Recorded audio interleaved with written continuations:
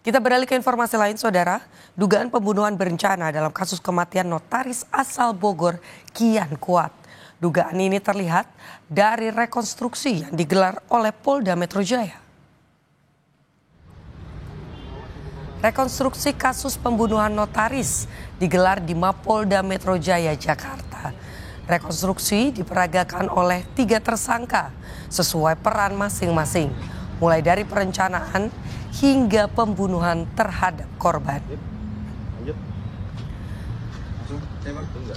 Menggambarkan rekonstruksi ini adalah awal mula terjadi tindak pidana hingga perencanaan kemudian pembunuhan korban atas nama SA. Pada adegan ke-12 hingga ke-15, tersangka AW mempersiapkan gunting dan kemudian menusuk korban, kemudian juga mencekik korban sampai meninggal dunia.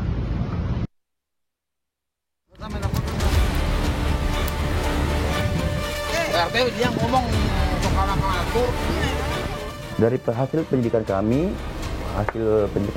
jalan-jalan malam itu untuk mengulur waktu, Mbak.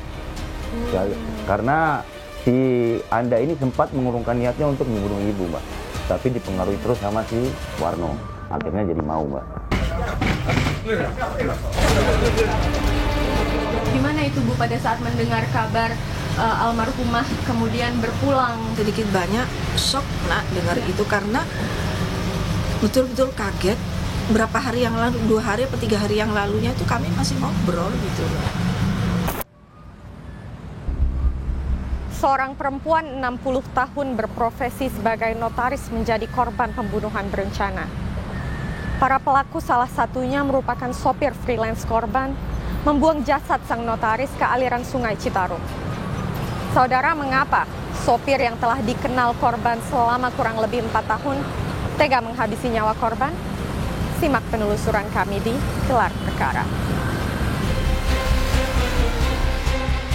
3 Juli lalu, sejumlah warga di sekitar Sungai Citarum, Kabupaten Bekasi, Jawa Barat dikejutkan oleh temuan jenazah yang mengambang di air.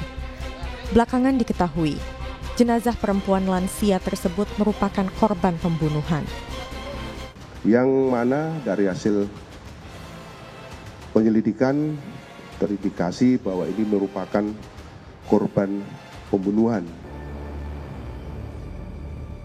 Untuk mengetahui lebih banyak tentang sosok korban SA, kami mencari alamat kantornya secara daring. Kami pun menemukan alamat kantor korban di sekitar Cibinong, Kabupaten Bogor, Jawa Barat.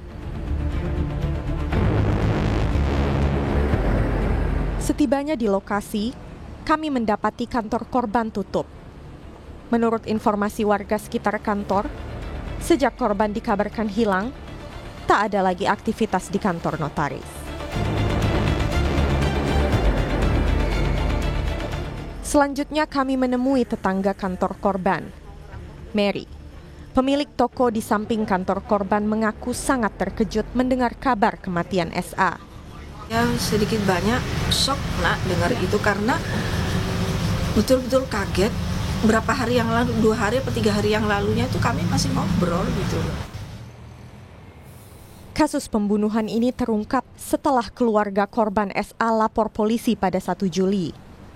Pembunuhan berawal saat pelaku A alias Warno mengajak AWK alias Anda yang merupakan mantan sopir korban untuk merampas mobil SA. Kriminolog menilai desakan kebutuhan ekonomi dan pengaruh lingkungan pertemanan yang jelek dapat mendorong siapa saja nekat melakukan tindak kejahatan. Ya, jadi saya berpendapat bahwa pelaku mampu berbuat seperti itu terhadap mantan majikannya karena 2 hal. Pertama adalah adanya pertimbangan pragmatis sekali yang kemungkinan dia dihadapi oleh si pelaku. Ya, dengan kata lain misalnya ada kewajiban membayar hutang, kewajiban untuk mengangsur motor misalnya, maka lalu kemudian terpaksa dilakukan satu cara-cara yang betapapun itu melanggar hukum. Kasus pembunuhan notaris di Bogor memperkuat teori bahwa kebanyakan kasus pembunuhan dilakukan orang yang dikenal korban. Psikolog forensik menyebut, ini terjadi lantaran pelaku punya akses untuk berkomunikasi dan berinteraksi dengan korban. Pada kasus pembunuhan, terutama di Indonesia, umumnya memang pelaku itu dikenal oleh korban. Mungkin sekitar 90%, 85-90% pelaku pembunuhan itu dikenal oleh korban dan tentu saja memang punya akses untuk bisa bertemu, berinteraksi, berkomunikasi dengan korban. Saudara, kejahatan bisa dilakukan siapapun, termasuk oleh orang yang telah kita kenal dekat. Belajar dari kasus ini, mari jaga orang-orang terdekat kita. Dampingi dan selalu pantau keberadaan anggota keluarga yang telah berusia lanjut. Jihan Jufri, Bodia Vimala, Kompas TV, sampai jumpa.